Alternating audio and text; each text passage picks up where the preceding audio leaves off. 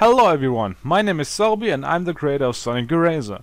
Recently, YouTuber MegaGwolf decided to revisit my game yet another time, and I suddenly felt like making a video myself.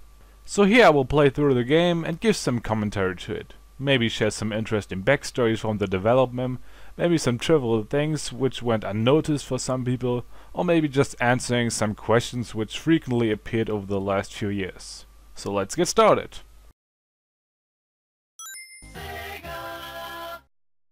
At first we have the Sega screen. Nothing big has changed except for one thing, the extra ring sound.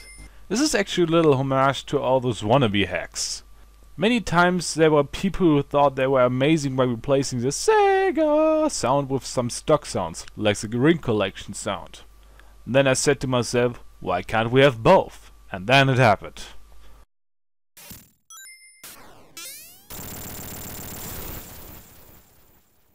Ah, my own screen. Words cannot describe how much hate I wasted programming this pitch and how many times I recreated it. It went from just the flashing to the flashing with increasing brightness to what it is now. I mean, don't get me wrong, I'm very proud of it. But looking back at it, I wasted way more time on it than I should have. On the other hand, it gives players a nice introduction of me and could be translated into, bro, always remember you are dealing with the Michael Bay of Sonic hacks. Little interesting story here, I did not come up with that name. Someone randomly said it and suddenly everyone did. In fact, I didn't even notice how often I used the explosion object until people pointed that out. And here's the title screen, in which I will quickly run over the 5 main things on the screen. First off, the most general one of them all, why is this hack called Sonic ERaZor, and why does it have such seemingly random upper and lower case letters? No one but myself knows the answer, but after 4 years I think I can finally share this information with you. First off, it's not because of that stupid ERaZor Jin from Sonic and the Secret Rings. When I picked the name I didn't even notice of that guy's existence, just like the Sonic ERaZor game from Sega Net. It was much rather of the previous name, which, to be honest, was just embarrassing looking back at it now. Sonic Chrome Hedgehog ERaZor. Why Chrome? Because honestly I didn't know what other word to pick. If you only look at the uppercase letters you will see them forming the word Scherz, which is German for joke. Erz can also be translated into Ohr, though that was unintentional. In the end it was just a stupid name that randomly came into my mind. It had nothing to do with the game. But then it stuck with me as I was trying to find a new one, so I decided to just ditch the Chrome and call it Sonic ERaZor, with the random capitalization still being there, just because I thought it'd make it look unique. But I wanted to talk about the title screen, so let's talk about the most obvious thing here. Sonic coming upside down from the top. This was because of the new background art created by MegaGwolf, because suddenly the game was no longer able to properly hide Sonic behind the high plane part of the emblem, which bothered me a lot. So me being me, I did not fix it and simply made him come from the top. Has no reason, but I think it's funny and I was able to make something unique and distinguishable without drawing anything. Whee! And while I'm already on the background, for the longest time it was either bullshit or full of placeholders. I wanted to see something new, which MegaGwolf gave me, so big thanks to him.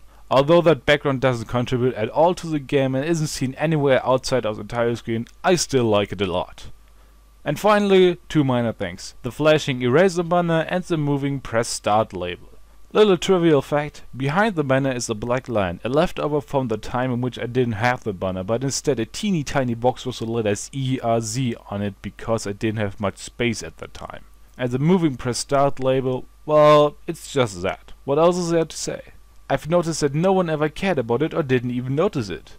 Which is only understandable when you have a Sonic coming from the top of the screen and stuff. It was just another random thing with absolutely no reason to exist. Alright, let's move on with the introduction tutorial, shall we? First off, a big props to Vladik Kompa for creating the majority of this text screen.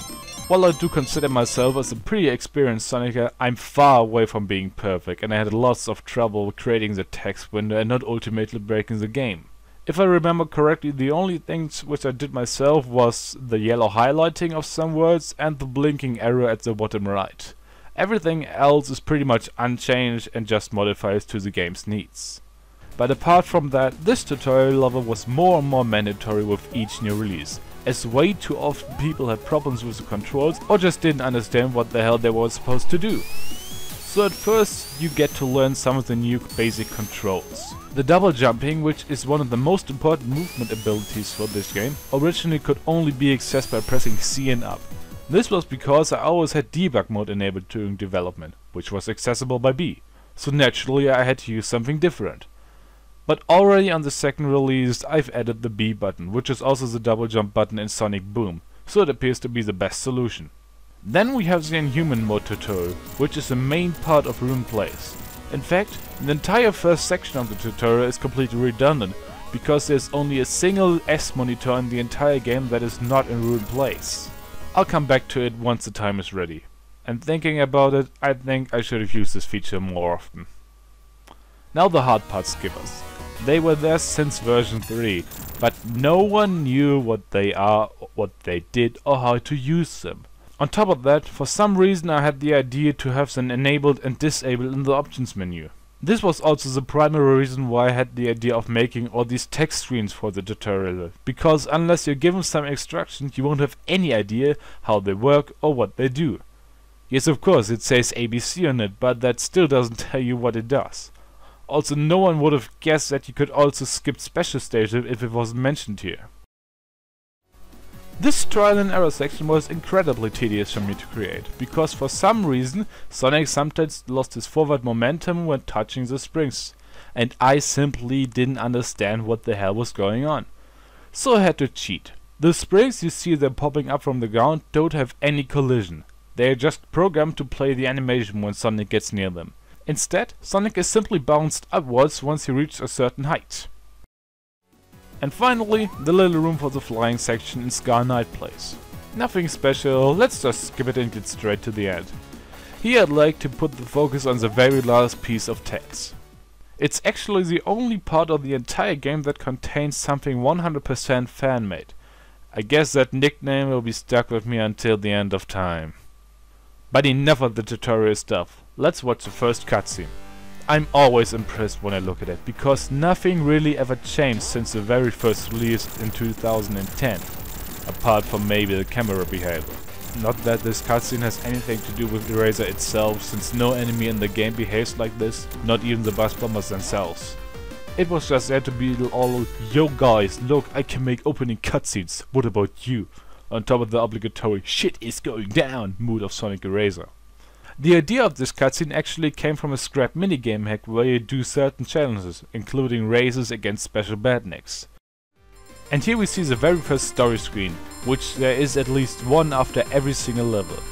This story is 100% redundant and doesn't add anything to the game, but I felt like having one anyway, if only for the heck of it. Another little backstory, maybe you've noticed that I almost completely rewrote this story for Release 4. Because not only did the story of Release 3 contain horrible English, but it also made me feel ashamed whenever someone was reading it out in a Let's Play.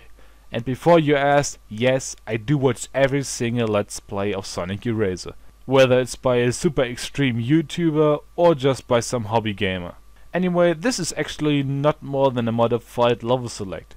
In fact, it is a level select screen in which you can move the pointer and only press start to advance. And finally, the chapter screens. Another completely redundant thing, but I just couldn't withstand to have them. What surprised me, however, is how pretty much only a handful of people understood what this first screen is about, Run to the Hills.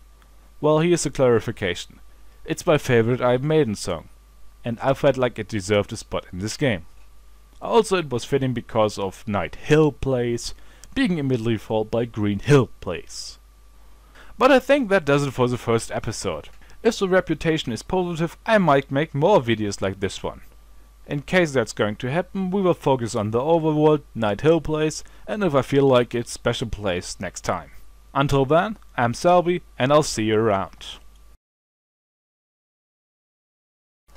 Although that background doesn't contribute at all to the game and isn't seen anywhere